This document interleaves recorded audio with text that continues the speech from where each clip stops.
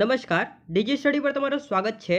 આજના વિડીયોમાં આપણે ધોરણ 9માં જે ગાલાનો વિકાસ પરીક્ષાલક્ષી અસાઇનમેન્ટ આવેલો છે તેમાં આપણે સામાજિક વિજ્ઞાનમાં વિભાગ સીમાં જે પ્રકરણ નંબર 5 આવેલો છે ને તેનો આપણે અહીંયા સોલ્યુશન કરશું। તો એમાં પહેલા નંબરનો સવાલ તમને એમ પૂછેલો છે કે આઝાદ હિન્દ ફૌજે ભારતની સ્વતંત્ર લડતમાં શું ફાળો આપ્યું હતું। તો યાદ રાખજો મિત્રો કે અંગ્રેજ સરકાર સુભાષચંદ્ર બોઝની જ્યારે ધરપકડ કરી હતી, હવે ધરપકડ કેમ કરી હતી મિત્રો, તો યાદ રાખજો કે એ ટાઈમે શું થયું હતું કે જે સુભાષચંદ્ર બોઝ હતા એ ભારતના જે ગામે ગામે કે ભારતના ભ્રમણ કરીને લોકોને અંગ્રેજ સરકાર વિરુદ્ધ જાગૃત કરતા હતા અને આઝાદી માટે પ્રેરિત કરતા હતા। તો અંગ્રેજ સરકારે શું કર્યું કે સુભાષચંદ્ર બોઝને જે છે એ એની ધરપકડ કરી। હવે ધરપકડ કરી તો એ વખતે સુભાષચંદ્ર બોઝની જે તબિયત બગડવા લાગી, એના લીધે શું થયું કે જે સુભાષચંદ્ર બોઝ છે તેમને નજરકેદ કરવામાં આવ્યું। તો શું થયું કે નજરકેદ કરવામાં આવ્યું ને એ સમયે જે મધ્યરાત્રિ છે સુભાષચંદ્ર બોઝ વેશપલટો કરીને અંગ્રેજ સરકારની નજરકેદમાંથી છટકી ગયા। હવે શું થાય છે કે મિત્રો તેઓ અંગ્રેજ સરકારથી નજરકેદમાંથી છટકીને કોલકાતાથી સૌથી પહેલાં પેશાવર જાય છે, પેશાવરથી કાબુલ, ઈરાન અને રશિયાના માર્ગે થઈને બર્લિન પહોંચે છે। હવે બર્લિનમાં પહોંચ્યા પછી શું થાય છે મિત્રો કે બર્લિનમાં પહોંચ્યા પછી તેમણે આઝાદ હિન્દ ફૌજ રેડિયોની સ્ટેશનને સ્થાપ્યું અને આ સ્ટેશનથી તેમણે ભારતીયોને અંગ્રેજ શાસનને ઉખાડી નાખવાનું એકદમ અપીલ કરવામાં તેમના દ્વારા કરવામાં આવી। હવે શું થાય છે કે એ સમયે એક રાસબિહારી બોઝ નામના એક હિન્દી જે ક્રાંતિકારી નેતા હતા તેમણે શું કર્યું કે જાપાનના જે ટોક્યો શહેર છે ને, ટોક્યો શહેરમાં તેમણે ઇન્ડિયન ઇન્ડિપેન્ડન્સ લીગ નામની એક સંસ્થાની સ્થાપના કરી।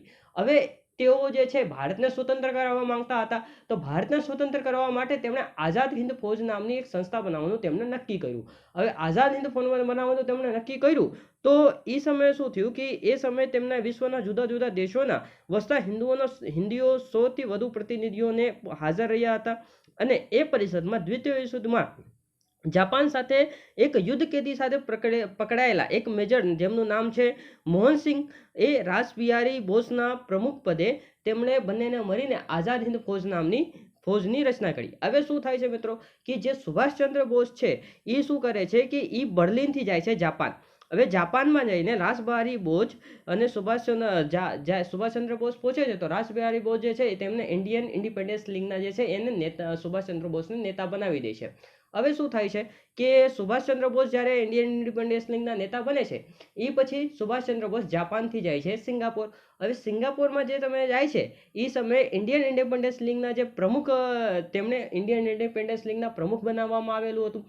એ પછી શું થાય છે કે જે રાસબિહારી બોઝ છે એ જ તેમને સુભાષચંદ્ર બોઝને જે છે એમણે આઝાદ હિન્દ ફૌજનો જે છે વડા બનાવ્યું હતું અને એવી રીતે જે છે તેમણે આઝાદ હિન્દ ફૌજના તેમને વડા બનાવ્યું। પછી સિંગાપુરમાં જે વસતા હિન્દુઓ છે તેમને સુભાષચંદ્ર બોઝને નેતાજીનું એવું હુલામણું તેમને નામ આપેલું હતું।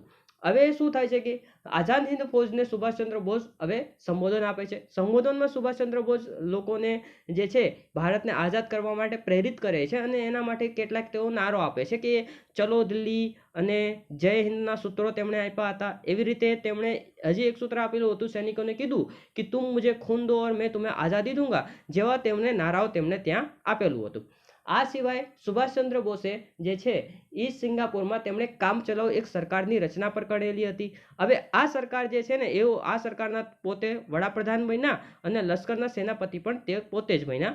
હવે શું થાય છે કે આ સરકારને જાપાન, જર્મની, ચીન, ઇટાલી, મ્યાનમાર વગેરે જે ધુરી રાષ્ટ્રોના દેશો હતા તેમના દ્વારા જે છે એ સમર્થન પણ આપવામાં આવેલું હતું। તેથી કે આ જે દેશો છે તેને સ્વીકાર કરી લીધું કે આ ભારતનો સરકાર છે। હવે શું થાય છે કે સુભાષચંદ્ર બોઝ જે છે એ ત્યાંથી અંદમાન અને નિકોબાર દ્વીપ સમૂહના ટાપુઓના મુલાકાતે જાય છે।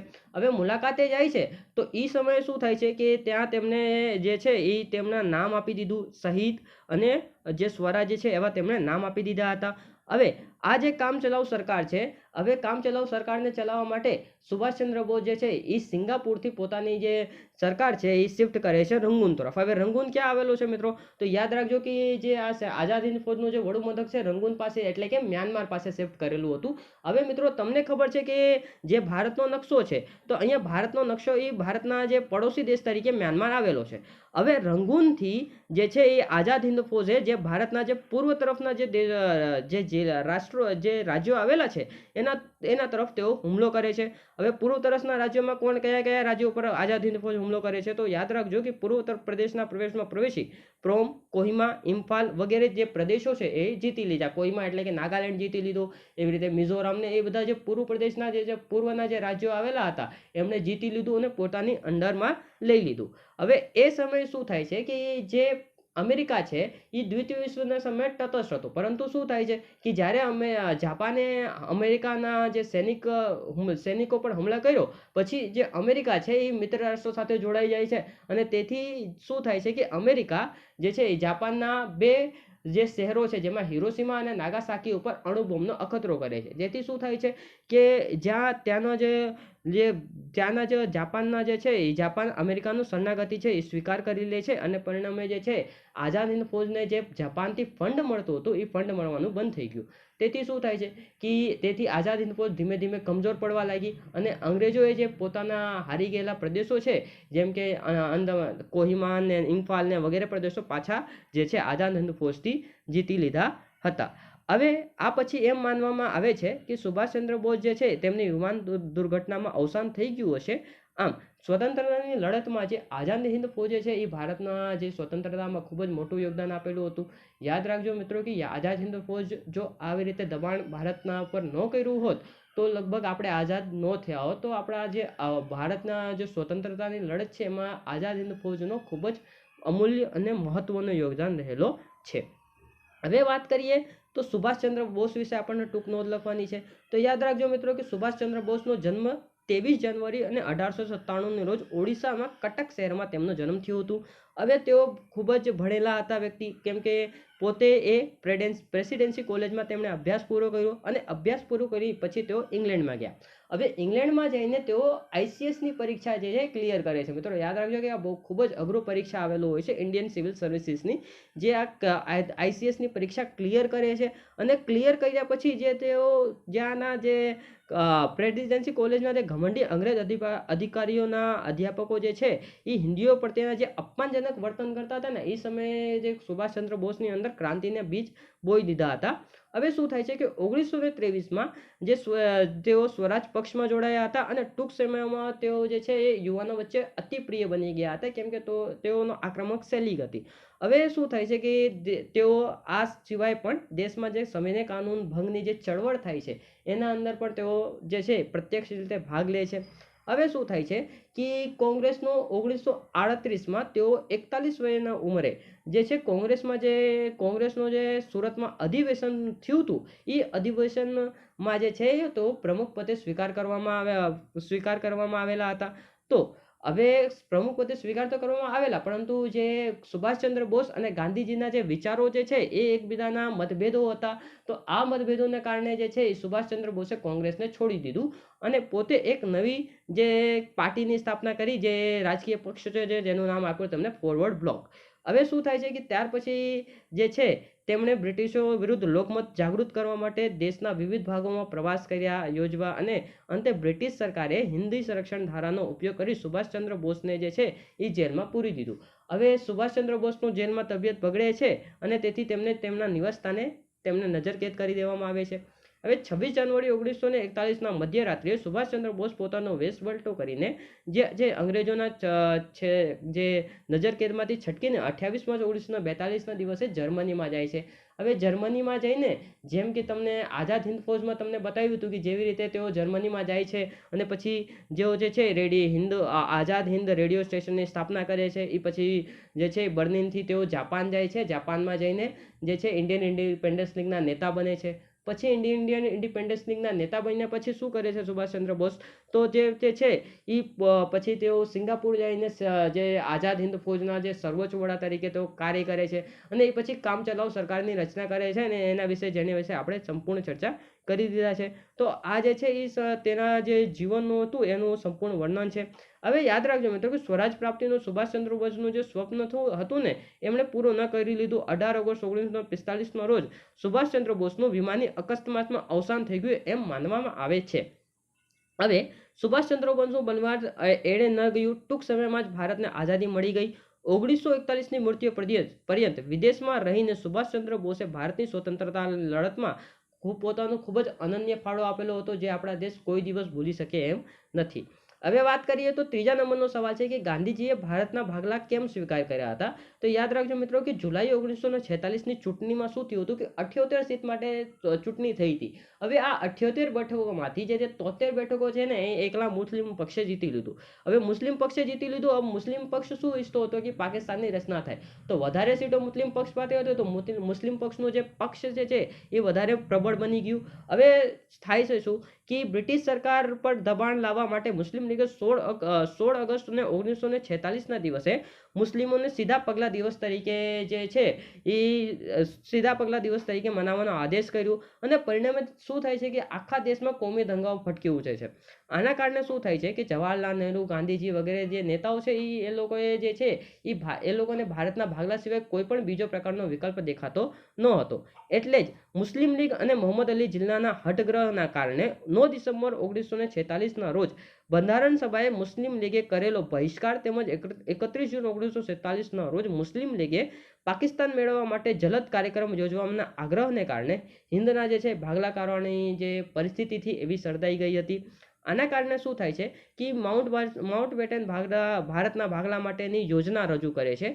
માઉન્ટબેટન એમ કહે છે કે ભાઈ અનેક સ્વાયત્ત અને વિરોધી એકમોવાળી નિર્બળ કેન્દ્ર કરતાં કેન્દ્રને અધીન હોય એવો વહીવટી એકમ ધરાવતું સુદૃઢ કેન્દ્ર સરકાર ધરાવતું હિન્દ વધારે શાંતિ ભોગવી શકે છે. કેમ કે હવે તમને ખબર છે કે પાકિસ્તાન જે છે એ પાકિસ્તાન અને ભારત બંને એક જ જો હોત તો બંને એક જ કેન્દ્રની રીતે કામ કર્યું હોત, પરંતુ અહીંયા કેન્દ્ર જે છે એ કમજોર થયું હતું. કેમ કે એક તરફ મુસ્લિમ પક્ષ મજબૂત હતો તો બીજી તરફ હિન્દ પક્ષ મજબૂત હતો. તો અહીંયા જે કેન્દ્ર છે એ કમજોર થઈ ગયું હોત, તો એના કરતાં જે કમજોર કેન્દ્ર છે એના કરતાં જે એક જ મજબૂત કેન્દ્ર હોય એવો ભારત વધારે શાંતિપ્રિય રહેશે એમ માનીને જે છે સરદાર વલ્લભભાઈ પટેલ અને ગાંધીજીએ ભારતનો જે ભાગલાની યોજના છે એમને સ્વીકાર કર્યો, અને ગાંધીજી ન છૂટકે ભારે હૈયાથી ભારતનો જે ભાગલો છે એને સ્વીકાર કરેલો હતો.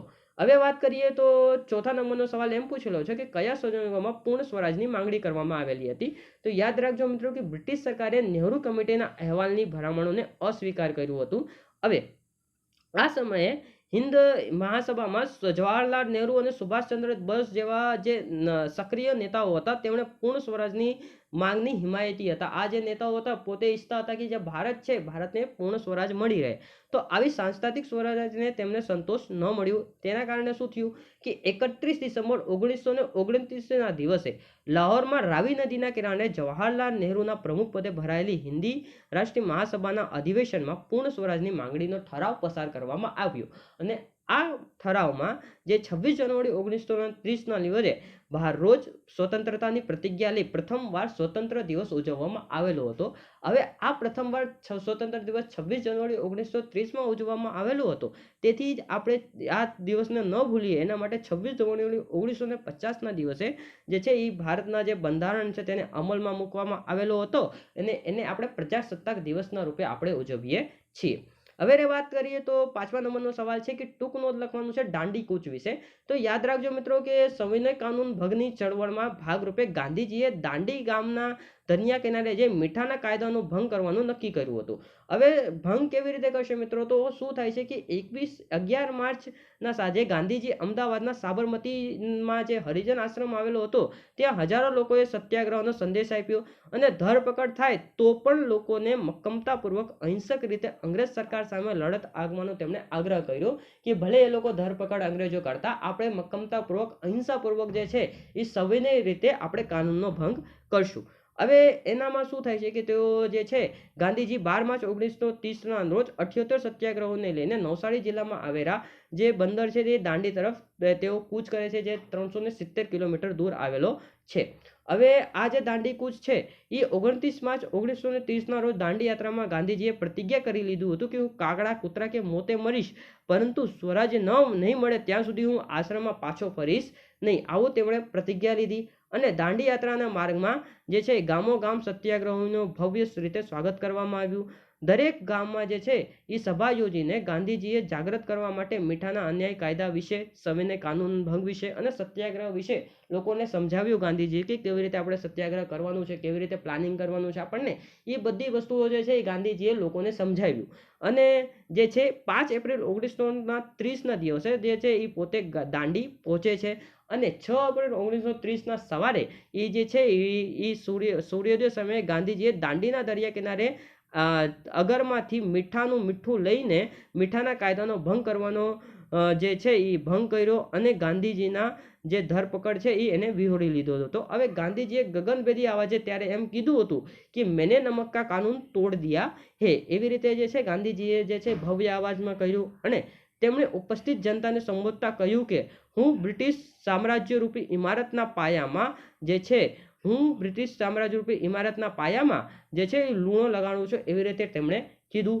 હવે દાંડી કૂચમાં ભારતના લોકોનો અપૂર્વ જાગૃતિ, અપાર શ્રદ્ધા અને રીત અને એકતા જણાવવાનું અદ્ભુત કાર્ય કર્યું. સમગ્ર દેશમાં મીઠાના કાયદાનો ભંગ કરવાનો સત્યાગ્રહ થવા લાગ્યું. જે હવે આજે તેમણે જે કામ કર્યું હતું એણે ઘણા કવિઓએ વખાણ કર્યા અને એમાંથી એક કવિ છે જેમનું નામ છે શ્રી મહાદેવ દેસાઈ.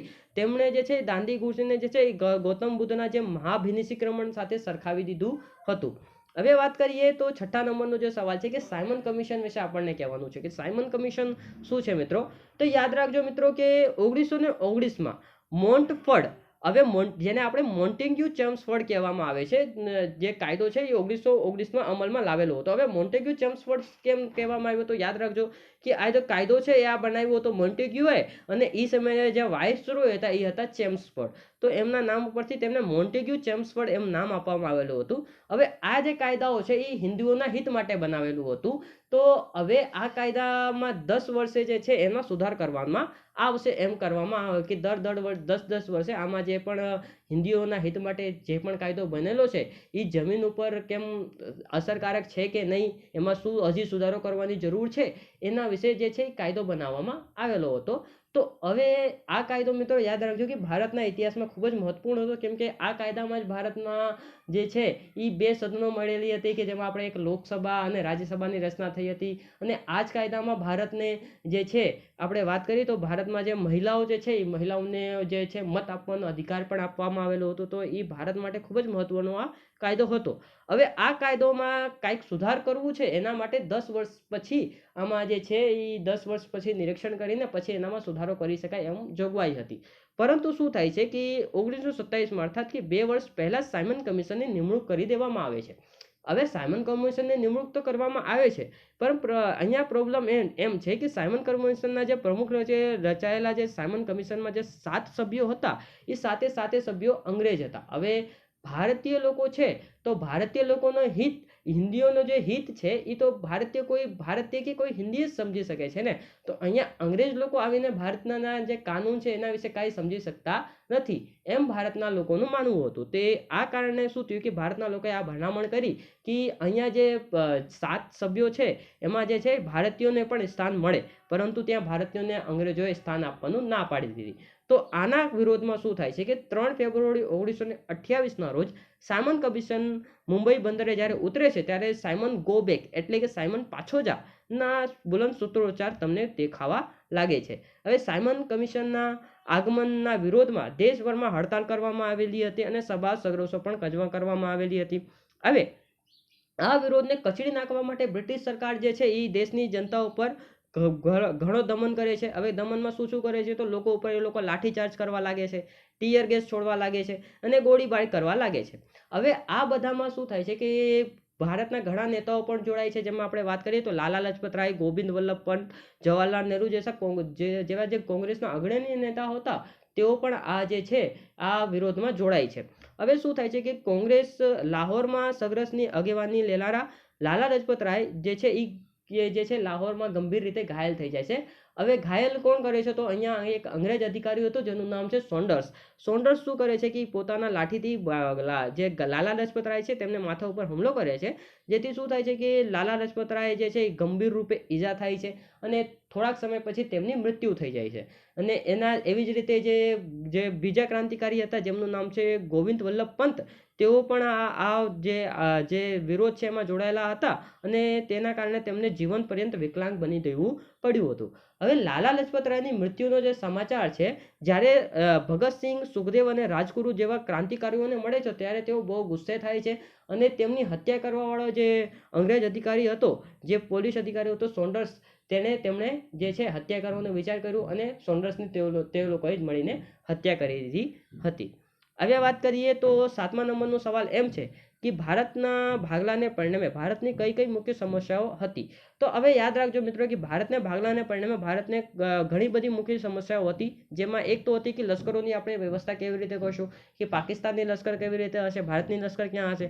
એવી રીતે જે મિલકતને લાગતા પ્રશ્નો હતો એ પણ હતો, કેમ કે અહીંયાથી પાકિસ્તાનથી કે ઘણા જે લોકો હતા એ ભારતમાં આવશે અને ભારતના જે ઘણા લોકો છે એ પાકિસ્તાનમાં જશે, તો એ લોકોની જે સંપત્તિ હશે એનો વેચણી આપણે કેવી રીતે કરશું, લેણા દેણાનો હિસાબ આપણે કેવી રીતે કરશું. એવી રીતે જે નિરાશ્રિતો છે એનો પુનર્વસવાટમાં પણ એક ખૂબ જ મોટી સમસ્યા હતી, કેમ કે પાકિસ્તાનથી ઘણા હિન્દુઓ ભારતમાં આવશે તો એ લોકોનો વસવાટ કેવી રીતે કરશું આપણે, અને અહીંયાથી ઘણા મુસ્લિમો જે છે એ પાકિસ્તાનમાં જશે તો એ લોકોનો વસવાટ કેવી રીતે થશે, એ પણ એક ખૂબ જ મોટી સમસ્યા ભારતમાં હતી. હવે જાહેર સેવાઓ અને તેના અધિકારો અને વહીવટતંત્રની વ્યવસ્થા, ભારતમાં પૂર્વ અને પશ્ચિમ બાજુએ રચાયેલા નવા પાકિસ્તાન સાથે સરહદો કેવી રીતે નક્કી થશે, અને જે નદી વહે છે તો નદીના જળનું વિતરણ કેવી રીતે થશે. આવી બહુ મોટી મોટી ભારત અને પાકિસ્તાન વચ્ચે સમસ્યાઓ હતી. એવી રીતે વાત કરીએ તો 8મા નંબરનો જે સવાલ છે કે હિન્દ સ્વતંત્ર ધારો 1947 વિશે આપણને બતાવવાનો છે. તો યાદ રાખજો મિત્રો કે વાઇસરોય માઉન્ટબેટનની યોજના અનુસાર બ્રિટિશ પાર્લિયામેન્ટ હિન્દ સ્વતંત્ર ધારો 1947 પસાર કર્યું હતું. હવે આ ધારા મુજબ ભારતીય જે સંઘ છે એ પ્રથમ ગવર્નર જનરલ તરીકે, ભારતીય સંઘના પ્રથમ ગવર્નર જનરલ તરીકે જે છે લોર્ડ માઉન્ટબેટનને ચૂનવામાં આવેલું હતું, જ્યારે પાકિસ્તાનના જે પ્રથમ ગવર્નર જનરલ હતા એ જે છે જનાબ જિન્નાને પસંદ કરવામાં આવેલું હતું.